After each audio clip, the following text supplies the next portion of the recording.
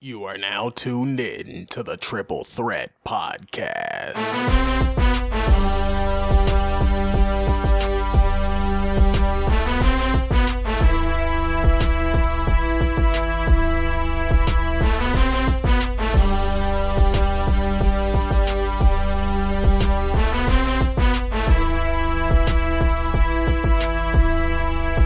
Alrighty, guys, thank you for tuning in to another episode of Triple Threat Podcast. My name is Ken Triplett, and once again, along with my partner in crime, Jordan Triplett, who is here. And as we spoke about during our last podcast, we are going to transition into the NBA and college basketball. But in light of what has happened recently in regards to the tragic death of Kobe Bryant, his daughter Gianna, and 7 others on a helicopter crash that occurred in Calabasas, California this past week, we decided that we are going to dedicate this entire show to Kobe Bryant and his legacy, his career, his life, the impact that he's had over millions of people, not only in the NBA community, but the sports community and also the international community, as everyone is finding out in terms of his overall impact of his playing career and his post-career, which has been well documented and well noted. So, in regards to Kobe Bryant for my generation, I can speak to, how, Kobe came on the scene. But Jordan, obviously, you grew up with Kobe Bryant. You have a much more unique perspective in terms of literally growing up with the legacy and the icon of Kobe Bryant and how that impacted you and people in your age group. I mean, whatever MJ is to you in your generation, that's what Kobe is to me in my own generation. Me just being 23 myself, he was drafted when I was born, and he really started a true prominent role around the time I was first really exposed to basketball. And by the time I was really into basketball, he was the undisputed top dog in the league. And it's just a great loss, like you said, including himself, his daughter Gianna, also John Altobelli and his wife and daughter, and also Sarah and Peyton Chester, and Christina Malser and the pirate Ara Zobian.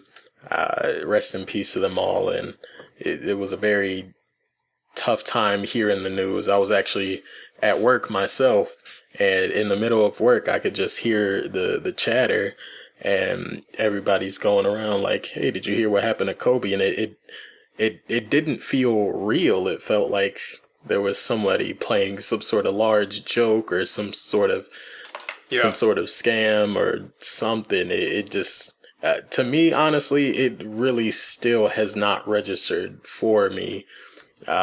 In terms of the actual real nature of it, and it still feels like it's some sort of fantasy, but it's just very sad. Yeah, very sad, very tragic event. Kobe being one of those iconic figures where, everyone says the same thing. It just does not feel real.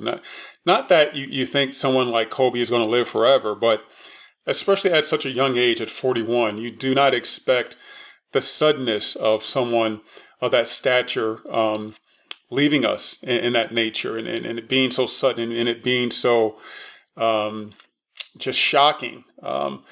Sometimes people who live a life or are in the public eye do live larger than life, and I think that's the main thing in terms of how we view these celebrities and these sports people. You just don't feel like, not that they're immortal, but you just don't feel like, you feel like they're always going to be in your life, and when they're not, it's a real wake up call in terms of the frailty of life and the shortness of life. And it brings a lot of things back into perspective for everyone in terms of, tomorrow not being promised, and really just understanding that, life is short. Love your loved ones and be there for your loved ones, and not to take life for granted. And I think that's how it resonates with everyone. And Kobe is no different. For me and my generation, this news kind of struck me, in a similar way that in music when Prince died. I was a huge Prince fan, and when he died, it was just that this can't be real. This is like, he should have always been with us. And again, relating it back to the sports sense of it. When Michael Jordan came on the scene, I was a teenager, and then I was in my 20s when he began to assert himself in the NBA. And when Kobe came along, my generation kind of saw him as an overconfident, cocky kid who, it was the feeling of, the audacity of this kid saying that he was going to be like Mike or better than Mike. And we saw how he emulated Mike down to his speech patterns and his mannerisms and how he talked and all the moves that he made. It was uncanny how he was able to become a facsimile of just about everything that Jordan did, which was a real tribute to Michael Jordan, but also a testament to how serious Kobe was about being great and wanting to set himself apart later in his career by proving to people that, he could win titles without Shaq. And he did do that. And, the rest is history. Yeah, like you said, it's a testament to how committed and dedicated he really was to everything. And I can not only speak for myself, but my generation, in the sense that the whole idea of Mamba mentality, it felt like Kobe could really do anything. Like, even with a terrible, awful team where he had a backcourt sharing with Smush Parker and Kobe Bryant, he could still come out and beat your favorite team any given night, just off of sheer will. And he did everything he set out to do, and that's with not only winning championships and anything on the court, but like the guy, he learned multiple languages, so many languages just to pick up and learn. He taught himself how to play Beethoven so I could play a song for a full Beethoven song for his wife. There's nothing that Kobe seemingly could not do. Everything he put his mind to, he ended up being successful at it. And he's obviously had done a lot of great in the world. So when you lose someone like that, you can only think of what more greatness they could have done, but you also do appreciate the greatness and the mark that they have already left on the world. He was certainly a Renaissance man, that's for sure. And when you look at the different generations, Michael Jordan and the other players of his era and generation, Charles Barkley and, Patrick Ewing, David Robinson, all of those great players, John Stockton, Larry Bird, Magic Johnson, they were about financial freedom and financial success. And so their legacy was to pave the road for future NBA players to be financially free, to gain financial power, so to speak. And so the focus was, let's really blow the doors off of advertising and making deals and making sure that our contracts, we get our fair share of the pie from the NBA owners. And that left the door open to Kobe's generation, whereby, they didn't necessarily have to worry about, if you were a superstar, that is, they didn't necessarily have to worry about money, and which allowed guys like Kobe to really just be different. And we all know Kobe's background of being the son of an NBA player and growing up in Italy and being well-traveled and well-versed and, I believe learning 5, maybe 6 languages, during his lifetime. And around basketball circles and NBA circles, he was just a different cat. And so he stood out. And he was able to touch so many different people, so many different walks of life, so many different types of people that, his death really resonated so deeply. And, this is why we're doing this show and why other outlets are continuing to talk about Kobe and talk about their personal or their brushes with Kobe. And it's all been inspiring, to say the least. So here we have Kobe Bryant being drafted straight out of high school, a brass 17-year-old kid out of Lower Merion High School in Philadelphia, where he did learn to really become the early stages of the Mamba, so to speak, where he got his grittiness from. And he was ready. Although many people didn't feel he had an up and down rookie year, but his second year, many people began to see what he was all about. So let's go to the beginning, where David Stern announces in the 1996 NBA draft the young man Kobe Bryant being drafted by the Charlotte Hornets. With the 13th pick in the 1996 NBA draft, the Charlotte Hornets select Kobe Bryant from Lower Merion High School in Pennsylvania.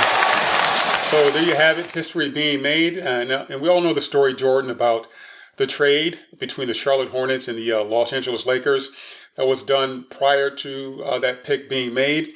Vlade Divac going to the Charlotte Hornets in exchange for Kobe Bryant. And if you don't know the full story, or if you're not a huge basketball fan, it seemed like a completely lopsided trade. But at the time, Vlade Divac was an all-star center. And the Charlotte Hornets at the time were in desperate need of a center, needed center help, and the Lakers were ready to part ways with Vlade Divac. So the Hornets at the time were happy.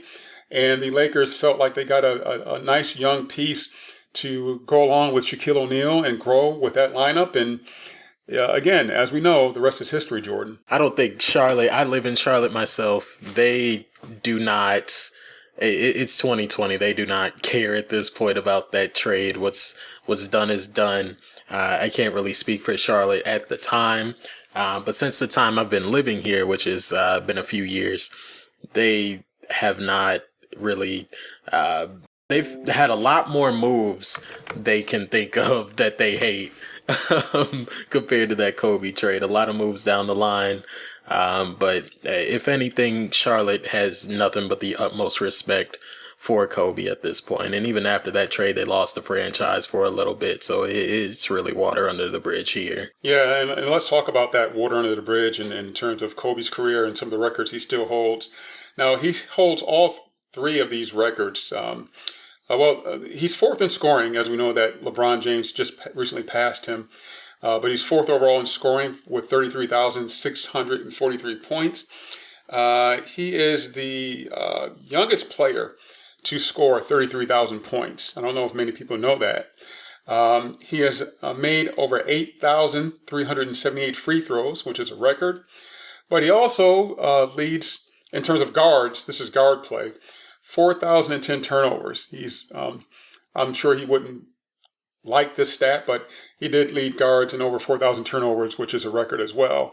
But that only means, that Kobe was active. And we all know that while he was playing, people that, weren't necessarily Kobe fans called him the black hole instead of the black mamba because, the ball came in, it didn't come out. He was going to shoot it, and he was going to shoot it well. Kobe, he had the utmost confidence in himself, and that's a lot of people would say it is cocky, and on some level it very much is, but I mean that confidence in himself comes from the notorious practice sessions he would have.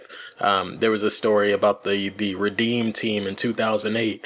On one of the very first days, everybody got all together, and you got all these rising stars, LeBron, Durant, Derrick Rose, everybody's out there, just in awe because they showed up and Kobe had already been there for 3 hours practicing. This isn't Kobe like trying to become the star. He's clearly the top dog. It was 2008.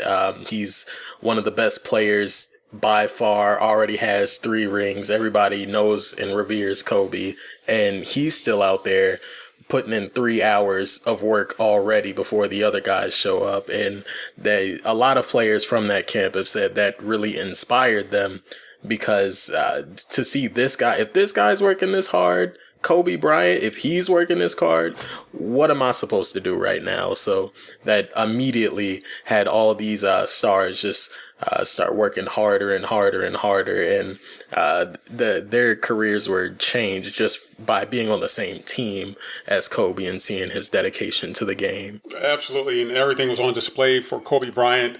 We all know the 3 NBA titles that he won with Shaquille O'Neal, but we all know that he had something more to prove. And, there were naysayers that say that he couldn't win without the big guy, especially after Shaquille won his fourth ring with the Miami Heat and Dwayne Wade. After that, you saw Kobe go into a different gear. He did get some help along the way, as all great players need that help.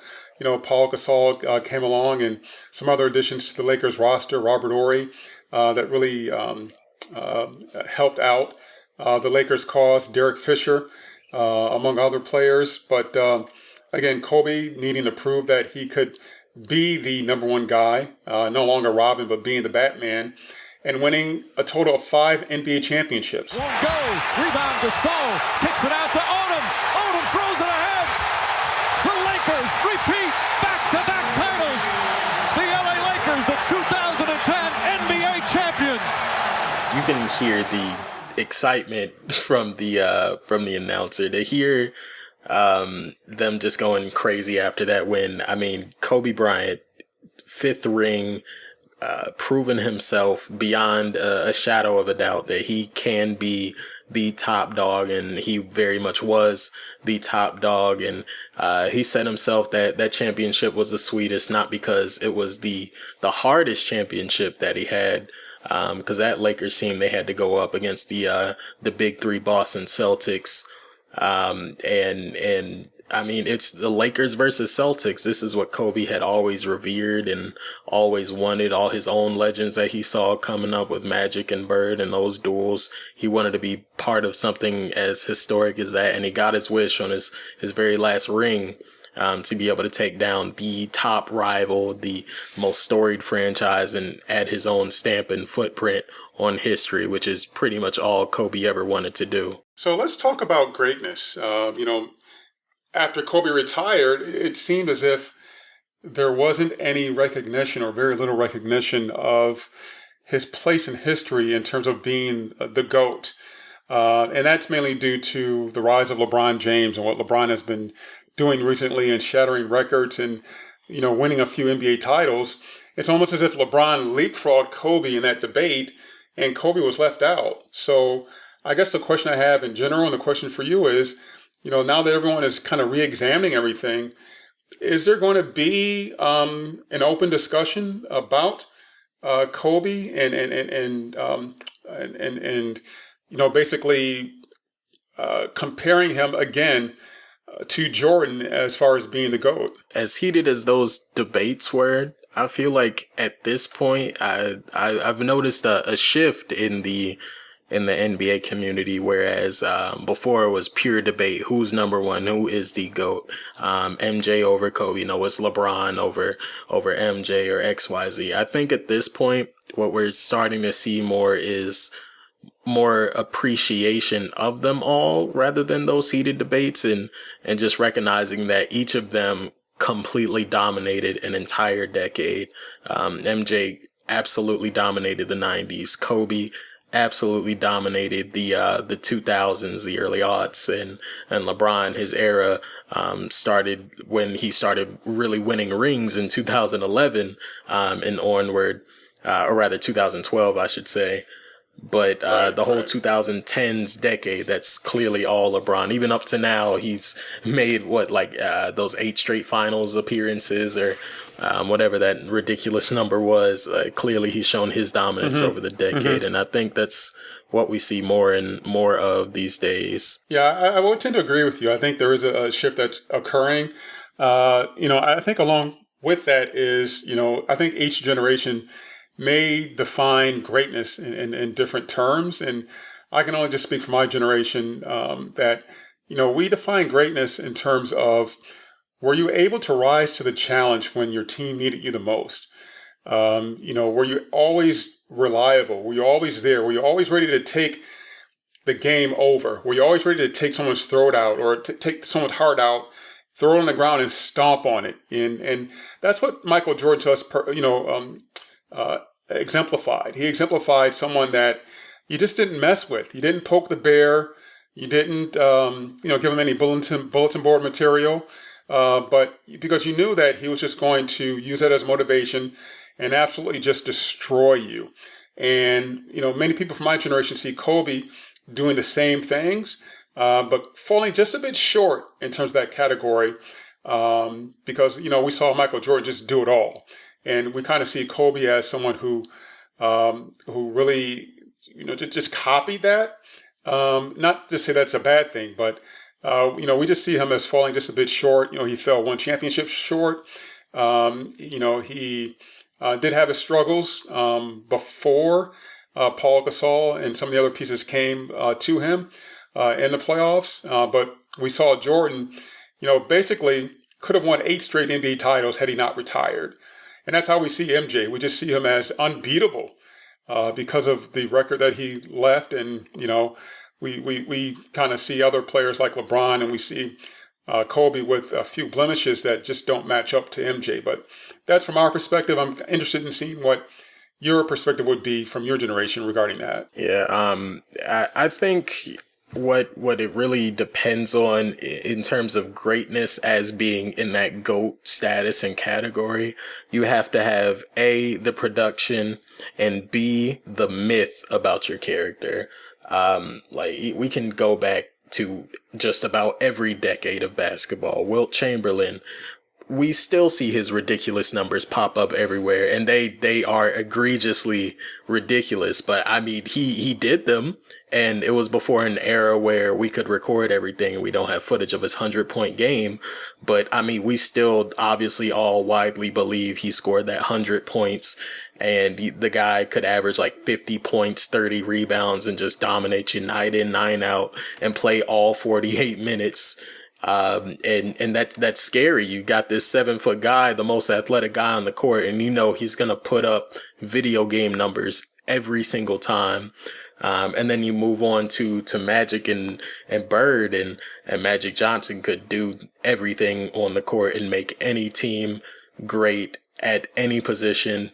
Larry Bird, very much in the same way, not to that same degree, but to make up for that, he's got more wins in terms of like titles and things like that. And on top of that, the next decade, you have MJ, and you hear so many stories, even today, about MJ. News stories come out all the time about how much people were afraid of him, like telling Muggsy Bogues to shoot the ball, you effing midget, and he had messed up his shot for the entirety of his career.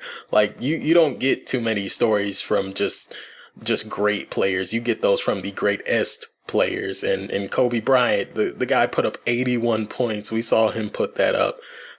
We saw him put up 4 points at halftime versus T-Mac, and then say after going through all the troubles of his career, including the incident in Colorado and just everything in his career, he finally just snapped and said, "I'm going to control basketball. This I can control." And then from that day on, he became the Black Mamba. And again, the story about practicing 3 hours before the greatest players in the country come see him, and all the other greatest players in the entirety of the world are in awe of his work ethic. Stories like that. And you get that with every GOAT of any generation. And I think that's what really matters the most in terms of etching your name in history. So where would you rank him? Right now I've got, and this hasn't changed in terms of how I look at greatness and how I look at, what I consider GOAT status. But I have Michael Jordan 1, I have Kobe 2, and I have LeBron 3. And we all know that LeBron is still playing. Maybe that will change or shift. But again, I define greatness by moments in history and not just stats or numbers. And your generation may be a little bit different, but that's my top 3: MJ, Kobe, and then LeBron. Yeah, if we're talking about it's hard to say, because greatness is just one thing. If we're talking about the most talented basketball players to ever touch the court, then it's harder to have that conversation, just because new things get brought up through new decades. Right. Wilt Chamberlain wasn't out here doing step back 3-pointers or nothing because he couldn't. Right. That wasn't in his game. But because you can actually pollute different eras and different decades, if you will. The 3-point shot wasn't prevalent during Jordan's time. But you could imagine, man, if it were, how many points would Jordan have scored if that were the emphasis? That's not fair to do, but, it can be valid to certain people.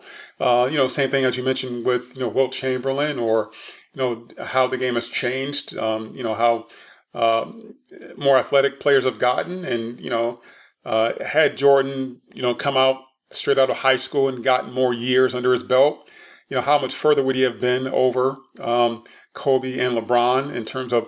So, see, that's why I don't put so much emphasis on the numbers, so to speak, because every decade is different, every era is different, and every story is different. And, all three of these guys have different stories. Again, that's why I look at more of, the actual moments in time and moments in history. And to me, Jordan had so many more than Kobe and LeBron that's why I rank them 1, 2, and 3 in that order. If we're talking about most talented players, my list would be different, but strictly off my own definition of greatness, and that includes production, dominance over your era and your time period, length and intensity of your prime, then number one, MJ. It's really hard. I was all my life, I've been a Kobe over LeBron guy. Just about anybody can see how talented LeBron is and how many more things and how much more physically gifted LeBron is compared to Kobe. But at the end of the day, Kobe did it his way. He didn't have to do everything in the world like LeBron has to do. He was able to do it his way by just putting the ball in the basket and locking up on the other end. I mean, I got to give it to Kobe at number 2. He really defined an entire generation of hoopers. And speaking of putting the ball in the basket, Kobe still holds a record for the most points scored in a single NBA game in what is considered the modern era. You mentioned the 100 points put up by Wilt Chamberlain, but let's take a look at the clip from Kobe Bryant scoring 81 against the Toronto Raptors. This would be 18 for 20 from the line and an 81-point game. 55 in the second half. Ladies and gentlemen, you have witnessed the second greatest scoring performance in NBA. Everyone remembers that incredible feat of Kobe just going off on the Raptors. 81 points in the modern game is still mind-boggling when you think about it. And again, that's one of those moments of greatness and moments of time and events in history that I talk about when I think of greatness. And that was clearly one of the greatest displays of basketball that I've ever seen in any single game. Kobe Bryant scoring that 81 points. Yeah, that was true one-man dominance. And I would say it has to be top 3 defining moments for Kobe. And it just really exemplified truly who he was as a ball player. Relentless, because he scored 81 and he scored his 81st point when they were up 121-102 with about 30 seconds left. He did not stop until that buzzer sounded. He was going to crush you. He was going to do everything he can to make you fear him and revere his name. He could have easily stopped at 70 points and they would have had the game in hand, but he kept going, kept drawing those fouls, kept putting up shots, and he wanted to just set it off, really. Kobe was such a complete player, not just in scoring. He was one of 4 players to win 15 All-NBA honors. He was also one of 4 players to win 9 All-Defensive First Team awards. Kobe not only played on the offensive end, but he was a lockdown defender as well, as was MJ. And that's why I have Kobe over LeBron, because MJ and Kobe were lockdown defenders. And I just don't think you can say the same about LeBron James. He's gotten better defensively, but to me, defense is half the game, brother. And I think MJ and Kobe brought it every night on both ends of the floor, even though, LeBron James is the most physically gifted player I think anyone's ever seen. I think that's why LeBron is 3rd and MJ's 1st and Kobe's 2nd. So he's also the oldest player, obviously, to score 60 points. Let's take a look. Here they have a chance. The Lakers down 1. Will Kobe give them one last gamer? Bryant on the move with the jumper. I remember watching this game live, and it played out like a complete fairy tale. You could see the writing on the wall as soon as the game started.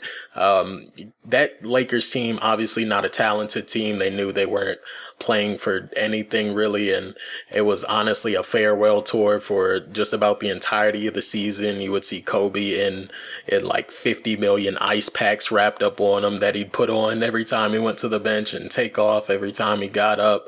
It was clear the guy was broken up from playing basketball just about every day, every year since he was a child. You could see how much it wore on him, and yet he gave every single ounce of what he had left on that court that day.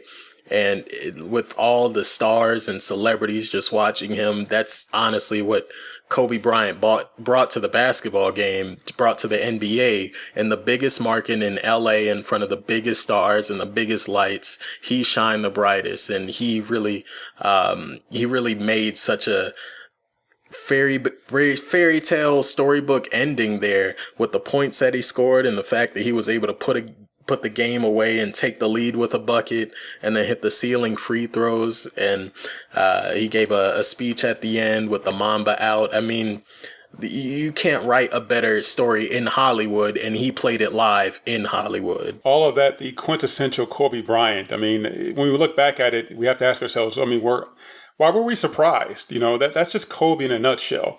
You know, to me, his three greatest accomplishments were the 5 NBA championships, the 81-point game, and then his last game, the 60-point performance in your last game. Just tells how he was always ready to bring it, always ready to play, always ready to perform. You know, we know about the Achilles injury that basically was the beginning of the end of his career. And, you know, by the time he was ready to hang it up, he knew that physically he couldn't do it anymore. But he had one more gift to give us, and that was that 60-point performance that, as you watched it, you could only, shake your head and say, you know what, only Kobe. Only Kobe could do that. And that was just such a remarkable feat that I don't think anyone will forget, not only in basketball, but, throughout the world in terms of how he wrapped up his career. And then Kobe decides to go a little bit further. In his retirement, he begins to become an ambassador for not only the NBA, but women's sports and women's basketball, having 4 daughters and, obviously the personal importance of making sure that he could do whatever he could do to make sure that his daughters and women in general were put in the best light possible as it came to basketball and as it came to sports and their viability. And he also decided to go into the documentary circle and decided to give back to the game by winning an Oscar. Goes to, don't say La La Land, don't say La La Land. Dear Basketball, Glenn Key and Kobe! All right, so there you have it. Kobe Bryant winning an Oscar of all things in his post-playing career, his retirement career, for the tremendous documentary Dear Basketball, and just displaying what basketball meant to him as a kid and as a growing player, and then as a grown up and a retired player. Just again, I said it earlier, I'll say it again. Just a Renaissance man in a lot of sense of the word. He could do it all. As accomplished as he was on the court, he took great pride in his accomplishments off the court. Not only with the production company he made, where he started a series of books and shows, and you could really tell that Kobe enjoyed being exactly who he was, the mentor figure, because he had amassed so much knowledge from so many mentors in his days. The first thing he was ready to do was give back, and you see that not only in the mentorship of NBA players, but even younger players, and especially women's basketball players. Nobody's really stepped out and helped out the WNBA and women's hoops that comes from the male-dominated basketball culture. Besides Kobe Bryant, too many people haven't done that. That weren't also women. I mean, Kobe, he like you said, he wanted to make sure that his daughters were all good, and not only his own family, but his charity work can't go understated. The Kobe and Vanessa Bryant Family Foundation has done great things in the community. He's granted over 250 wishes with the Make-A-Wish program.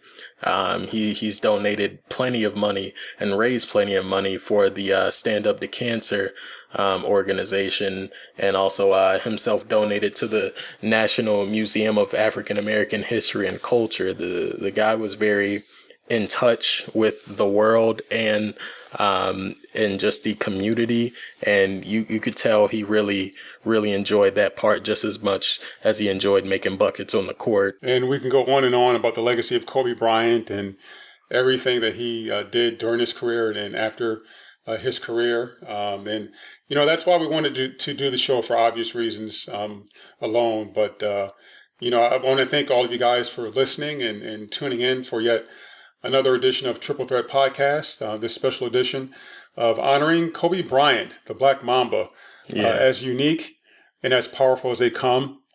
We thank you.